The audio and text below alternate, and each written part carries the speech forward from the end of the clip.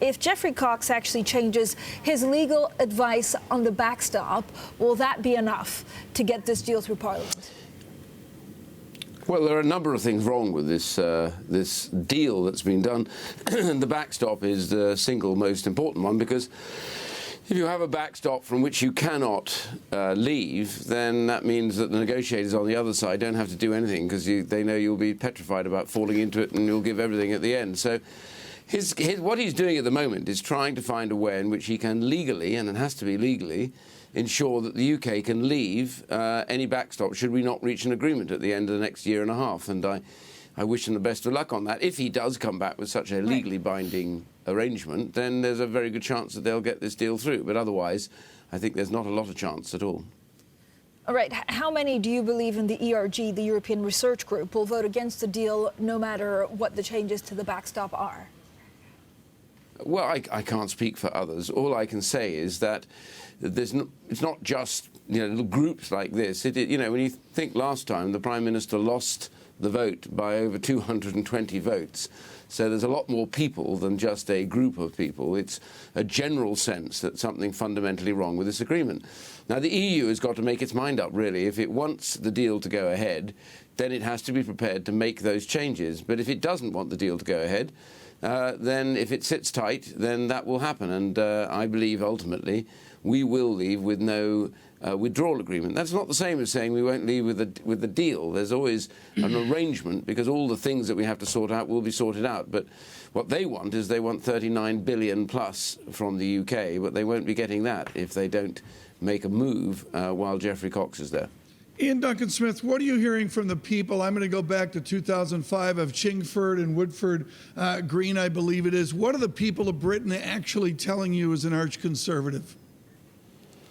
Well, if you look at the polling, it's quite clear that the vast majority want to get out now, even if they voted Remain, just get on with it.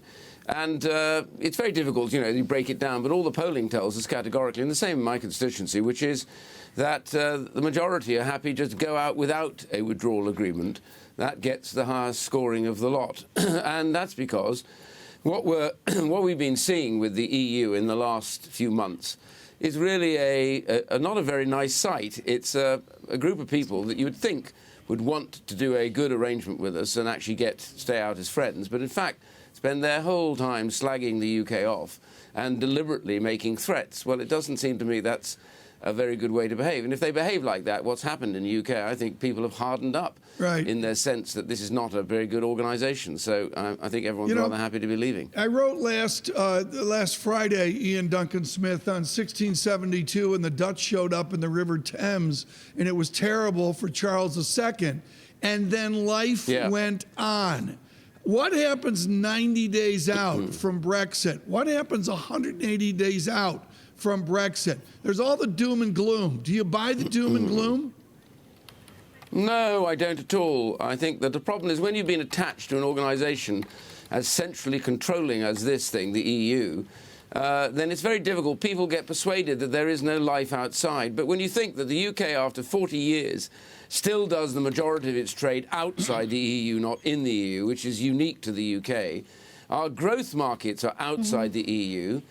We actually have a surplus in trade with places like the United States and all these other countries around the world. We run a deficit, an enormous deficit in trade with the EU. Right. So I think outside we will do incredibly well. It's like another reformation. Yeah. It will be the same explosion of talent and opportunity. Right. Mr. Duncan-Smith, it's a new reformation. Yeah, right. Let me jump in here, because we all know your position regarding to the EU, but I'm trying to understand, if you had a choice, which seems to be the choice right now, between the risk of being trapped in the backstop or the uncertainty of being trapped in an extended EU membership, which one do you choose? Well, I don't think that's the choice at all. I think the choice is very simply that unless this deal gets a change to the backstop, legally binding, then it's simply unacceptable to Parliament. And that means essentially, I believe, ultimately, that we will be leaving very much without a withdrawal agreement. I think that's where we're heading. But how does the threat of an extension actually change your position on Theresa May's deal?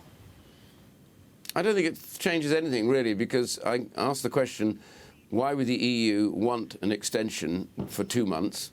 because that's not going to change anything. And if we did have 2 months, one way or the other, doesn't change anything either way. The reality is they're just about to go to European elections. They've reallocated all the seats that the UK used to hold. If we went longer than that, it would be absolute chaos in Europe.